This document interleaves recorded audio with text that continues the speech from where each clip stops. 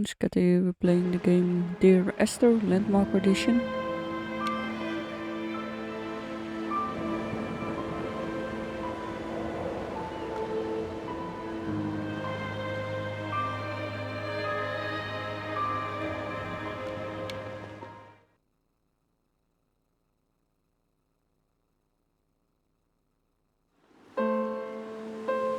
Dear Esther, I sometimes feel as if I've given birth to this island.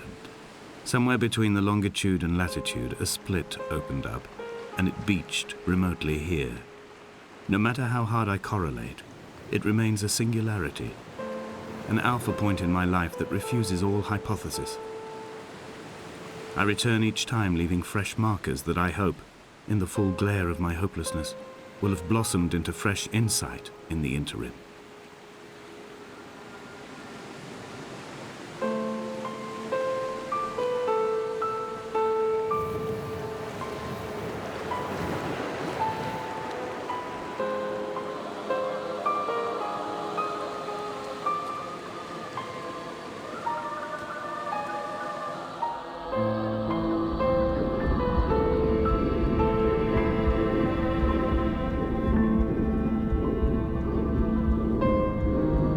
Come back.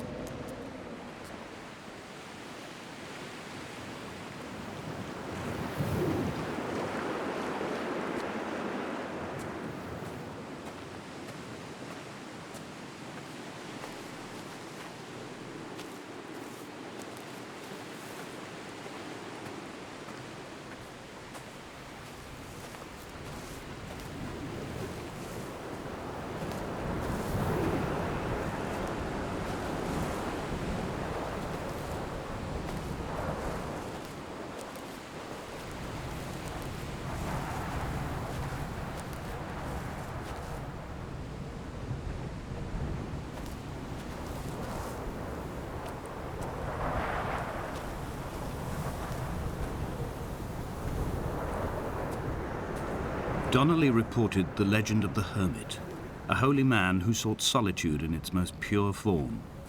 Allegedly, he rode here from the mainland in a boat without a bottom, so all the creatures of the sea could rise at night to converse with him. How disappointed he must have been with their chatter. Perhaps now, when all that haunts the ocean is the rubbish dumped from the tankers, he'd find more peace. They say he threw his arms wide in a valley on the south side, and the cliff opened up to provide him shelter. They say he died of fever 116 years later. The shepherds left gifts for him at the mouth of the cave, but Donnelly records they never claimed to have seen him. I have visited the cave and I have left my gifts, but like them, I appear to be an unworthy subject of his solitude.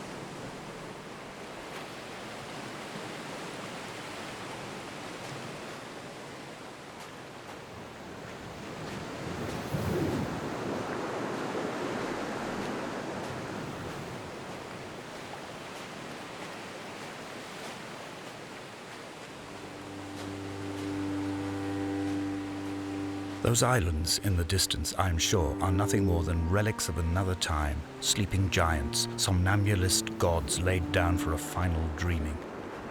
I wash the sand from my lips and grip my wrist ever more tightly. My shaking arms will not support my fading diaries.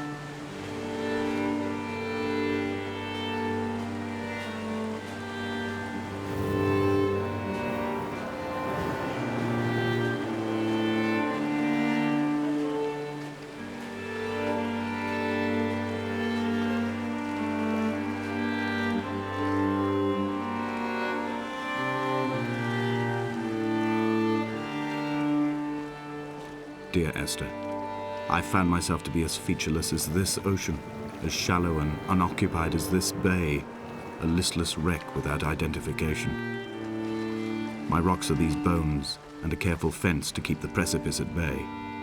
Shot through me caves, my forehead a mount.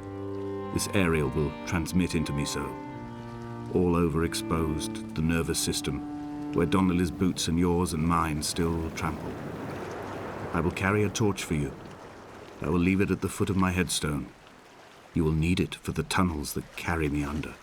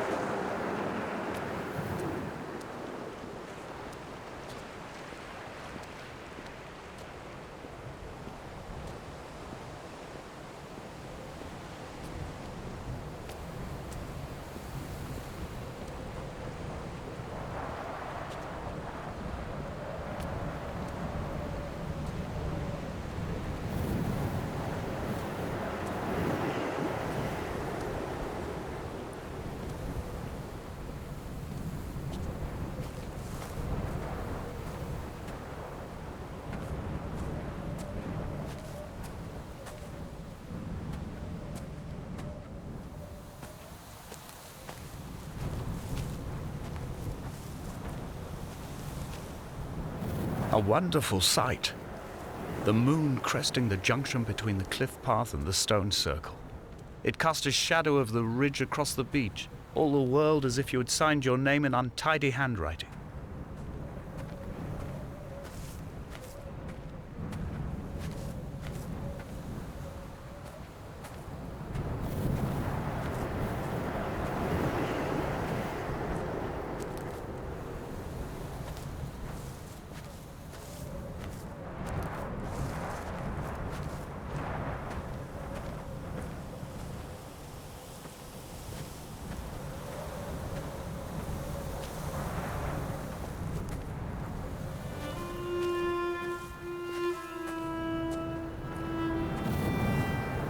When someone had died or was dying, or was so ill they gave up what little hope they could sacrifice, they cut parallel lines into the cliff, exposing the white chalk beneath.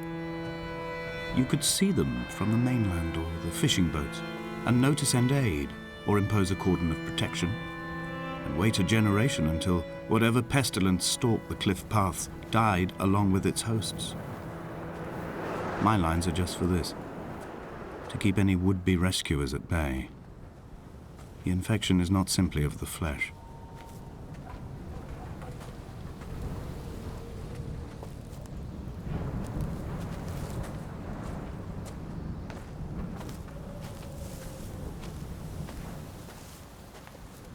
They were God-fearing people, those shepherds.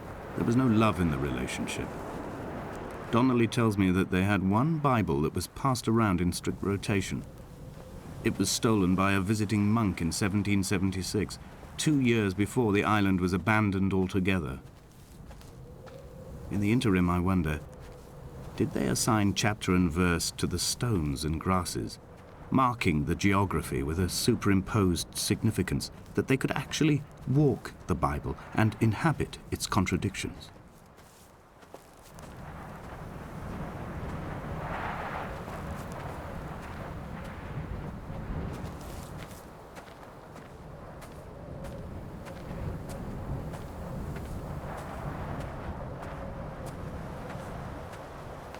Dear Esther, I met Paul. I made my own little pilgrimage. My Damascus, a small semi-detached on the outskirts of Wolverhampton. We drank coffee in his kitchen and tried to connect to one another. Although he knew I hadn't come in search of an apology, reason or retribution, he still spiraled in panic, thrown high and lucid by his own dented bonnet. Responsibility had made him old. Like us, he'd already passed beyond any conceivable boundary of life.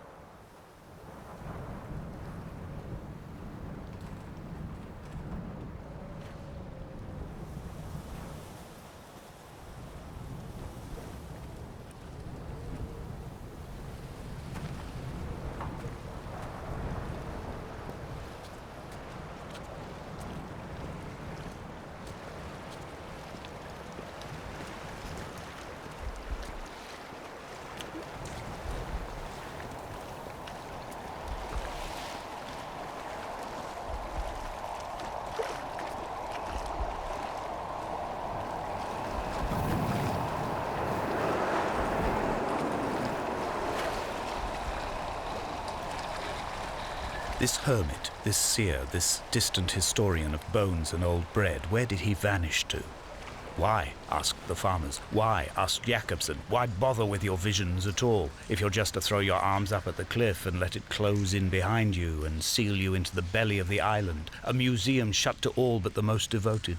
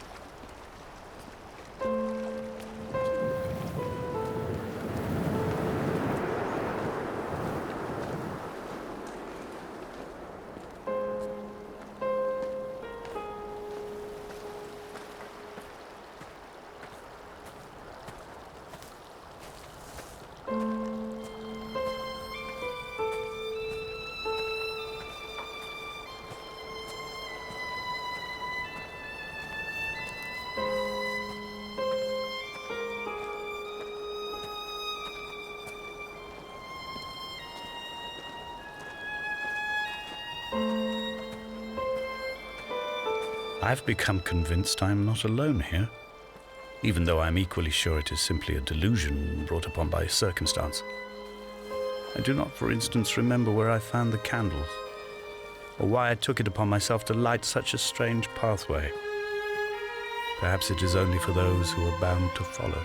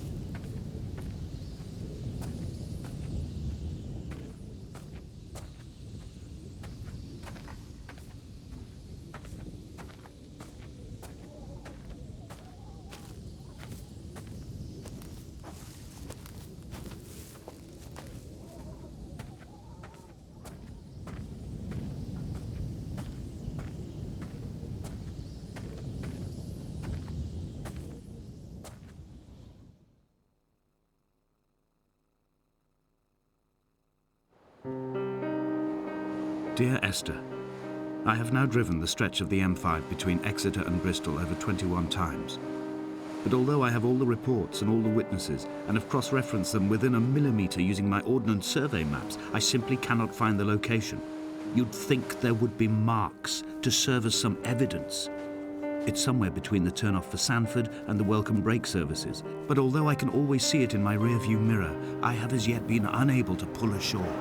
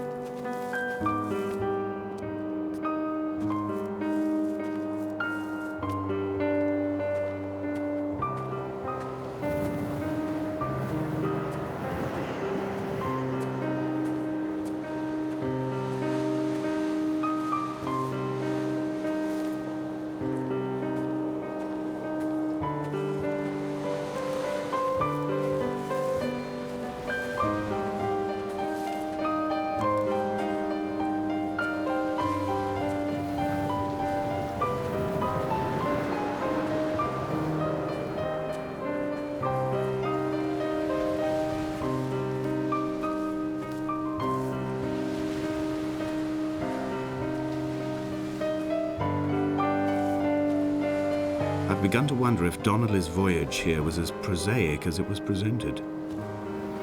How disappointed not to have found the bones of the holy man. No wonder he hated the inhabitants so. To him they must have seemed like barnacles mindlessly clinging to a mercy seat. Why cling so hard to the rock? Because it is the only thing that stops us from sliding into the ocean, into oblivion.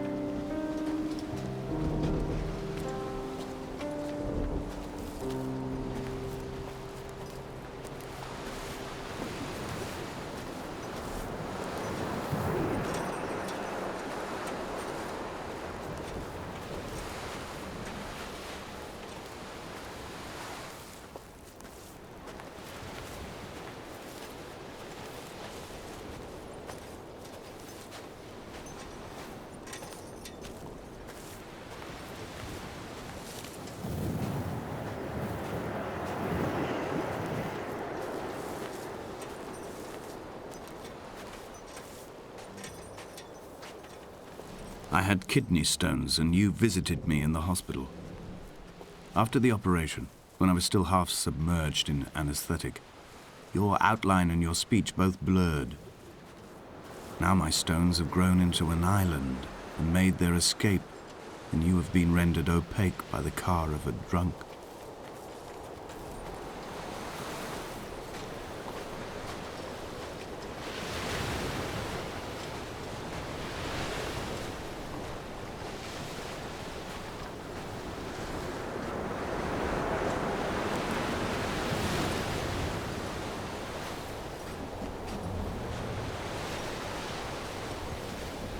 There must be a hole in the bottom of the boat. How else could new hermits have arrived?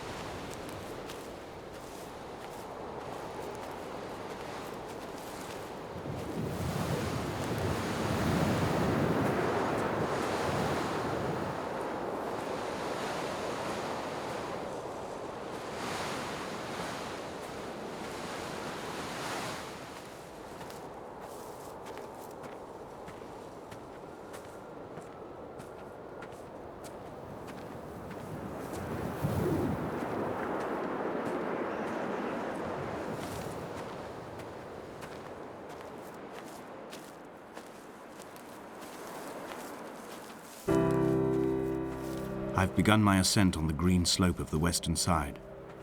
I've looked deep into the mountain from the shaft and understood that I must go up and then find the way under. I will stash the last vestiges of my civilization in the stone walls and work deeper from there. I'm drawn by the aerial and the cliff edge. There is some form of rebirth waiting for me there.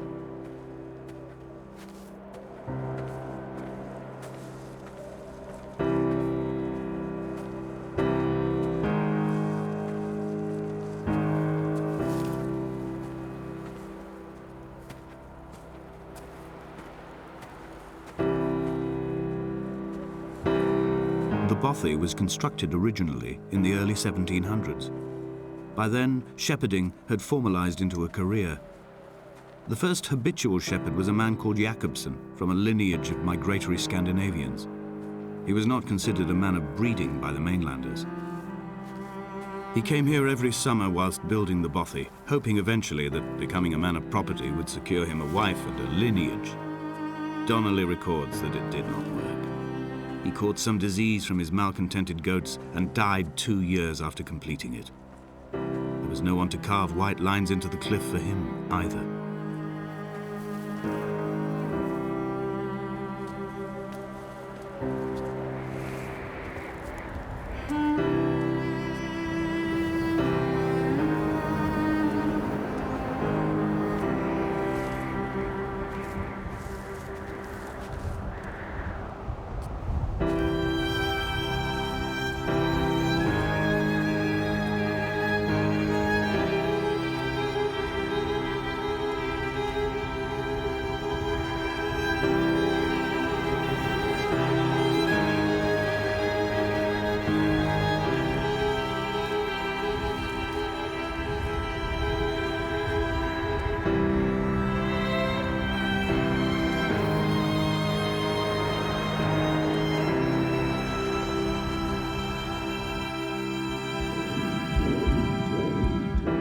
Jakobsen's ribcage, they told Donnelly, was deformed, the result of some birth defect or perhaps a traumatic injury as a child.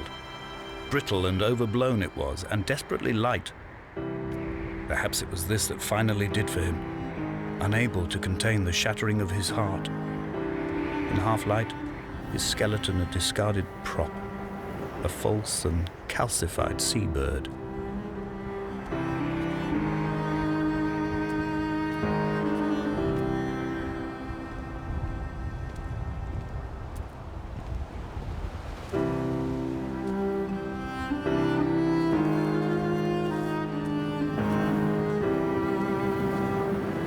They found Jakobsen in early spring. The thaw had only just come. Even though he'd been dead nearly 7 months, his body had been frozen right down to the nerves and had not even begun to decompose. All around him, small flowers were reaching for the weak sun. The goats had adjusted happily to life without a shepherd and were grazing freely about the valley. Donnelly reports they hurled the body in fear and disgust down the shaft, but I cannot corroborate this story.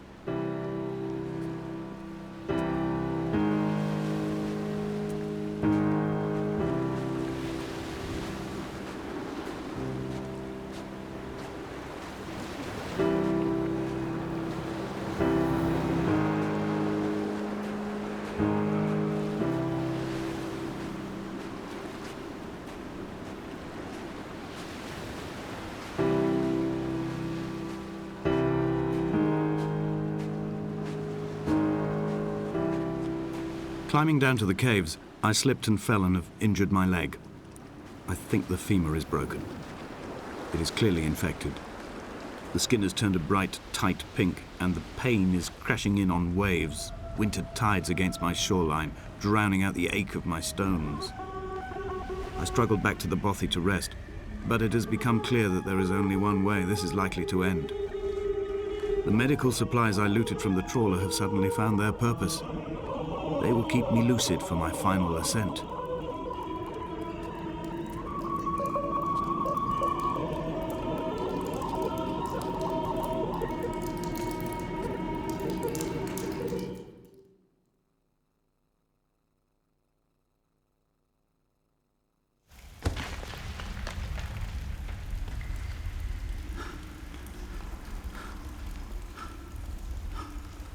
Donnelly did not pass through the caves.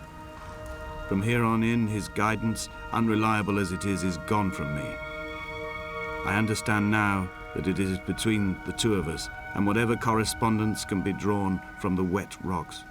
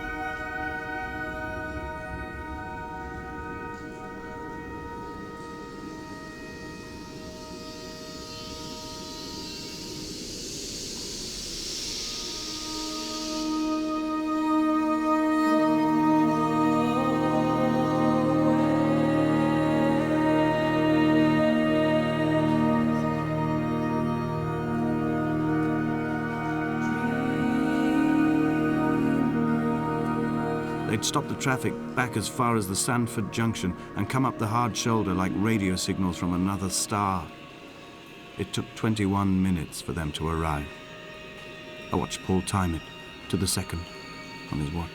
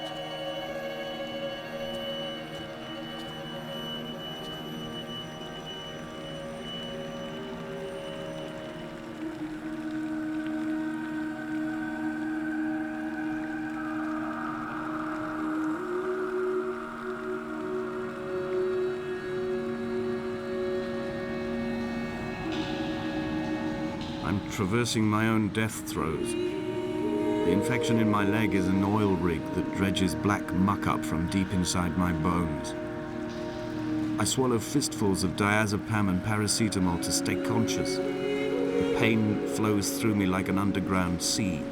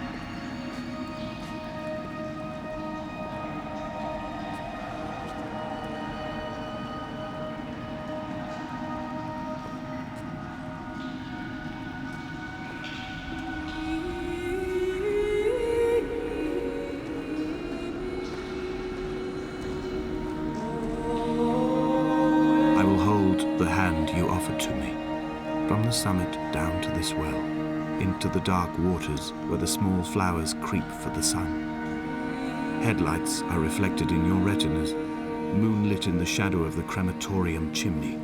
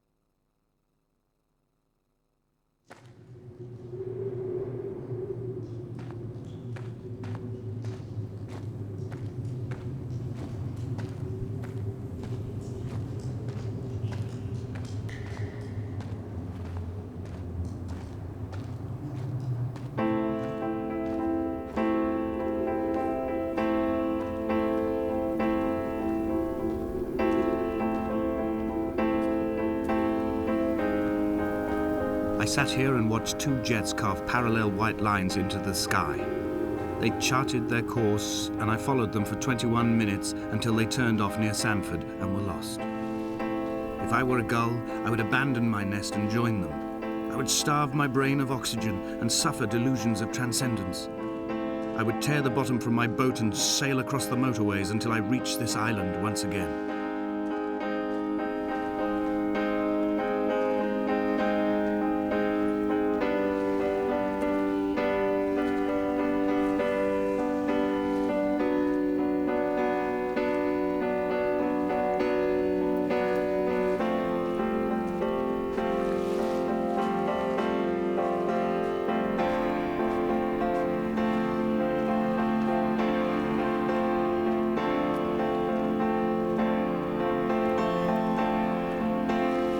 I returned home with a pocket full of stolen ash.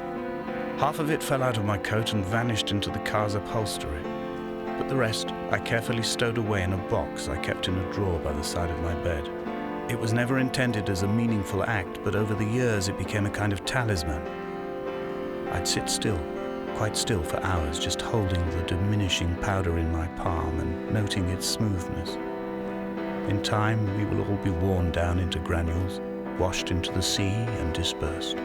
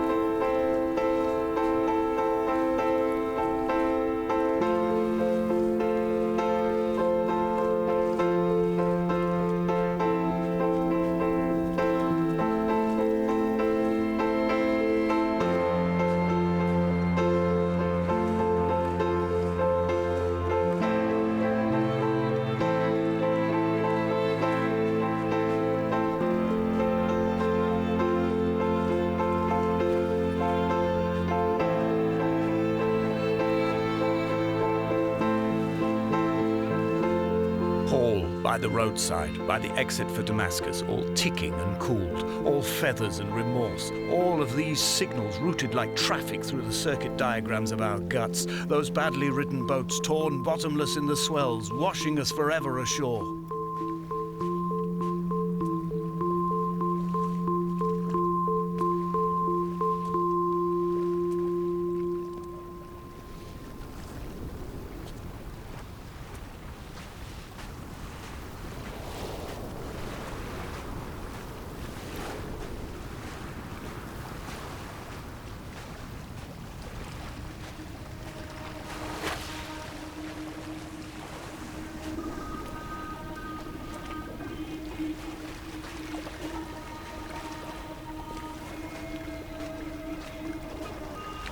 From here, I can see my armada.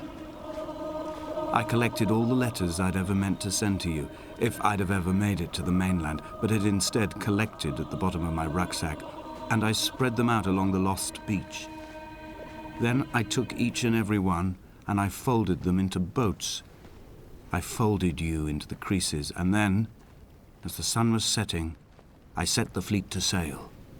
Shattered into 21 pieces, I consigned you to the Atlantic, and I sat here until I'd watched all of you sink.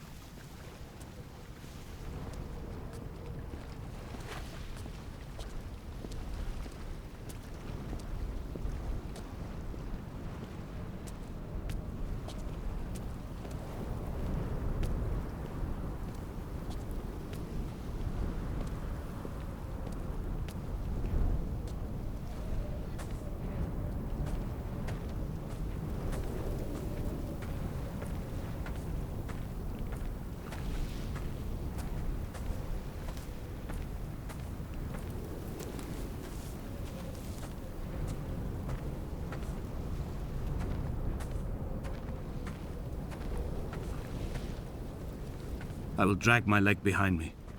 I will drag it like a crumpled hatchback, tires blown and sparking across the dimming lights of my vision.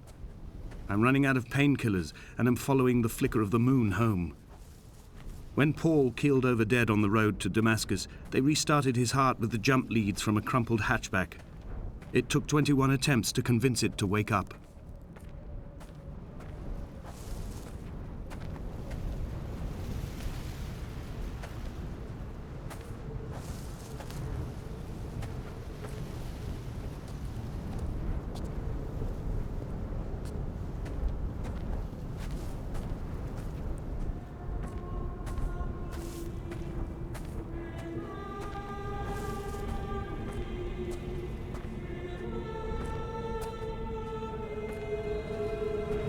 I've begun my voyage in a paper boat without a bottom. I will fly to the moon in it. I've been folded along a crease in time, a weakness in the sheet of life. Now you've settled on the opposite side of the paper to me. I can see your traces in the ink that soaks through the fiber, the pulped vegetation. When we become waterlogged and the cage disintegrates, we will intermingle. When this paper aeroplane leaves the cliff edge and carves parallel vapor trails in the dark, we will come together.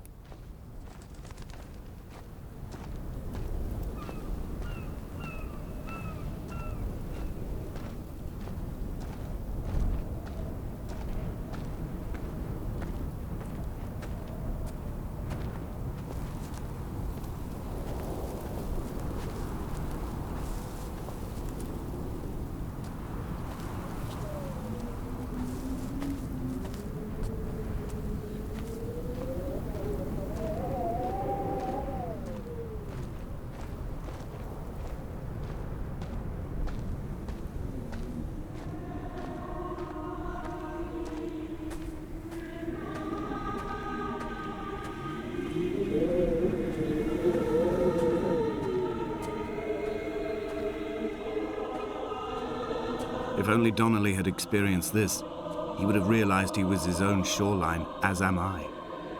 Just as I am becoming this island, so he became his syphilis, retreating into the burning synapses, the stones, the infection.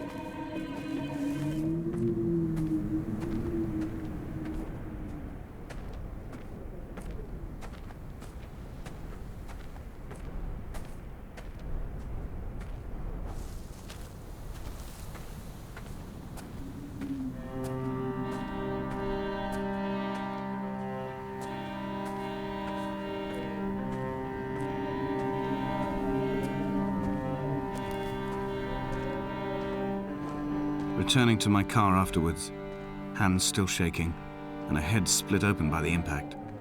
Goodbye to tearful aunts and traumatized uncles. Goodbye to the phenomenal. Goodbye to the tangible. Goodbye Wolverhampton. Goodbye Sanford. Goodbye Cromer. Goodbye Damascus. This cliff path is slippery in the dew. It is hard to climb with such an infection. I must carve out the bad flesh and sling it from the aerial. I must become infused with the very air.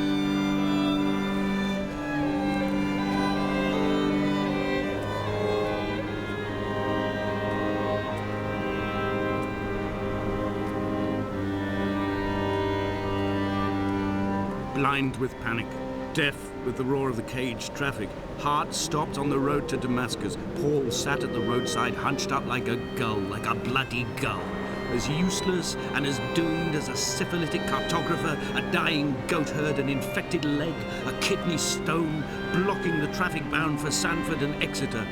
He was not drunk, Esther. He was not drunk at all. All his roads and his tunnels and his paths led inevitably to this moment of impact. This is not a recorded natural condition. He should not be sat there with his chemicals and his circuit diagrams. He should not be sat there at all.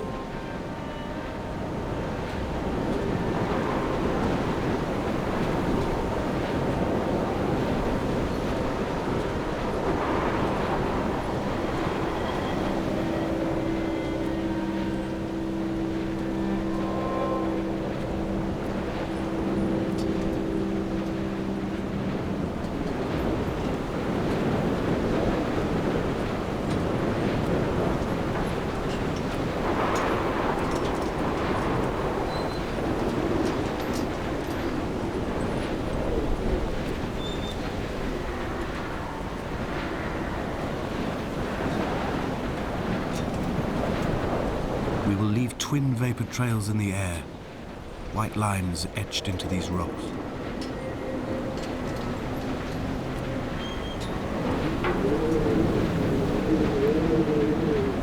Dear Esther, I have burnt my belongings, my books, this death certificate. Mine will be written all across this island. Who was Jakobsen? Who remembers him? Donnelly has written of him, but who was Donnelly? Who remembers him? I have painted, carved, hewn, scored into this space all that I could draw from him. There will be another to these shores to remember me. I will rise from the ocean like an island without bottom, come together like a stone, become an aerial, a beacon, that they will not forget you. We've always been drawn here. One day the gulls will return and nest in our bones and our history. I will look to my left and see Esther Donnelly flying beside me. I will look to my right and see Paul Jakobsen flying beside me. They will leave white lines carved into the air to reach the mainland, where help will be sent.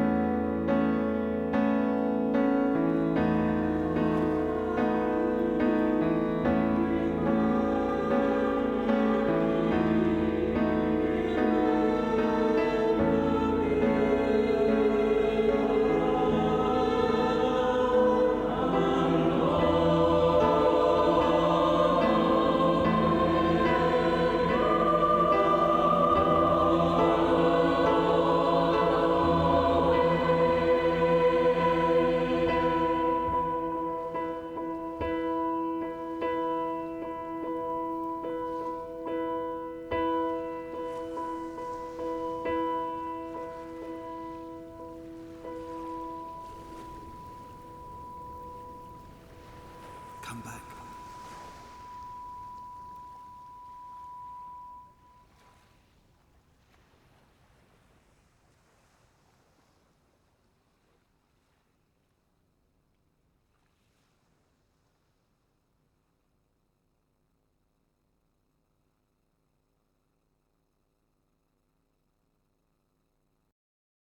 Just the end of the game.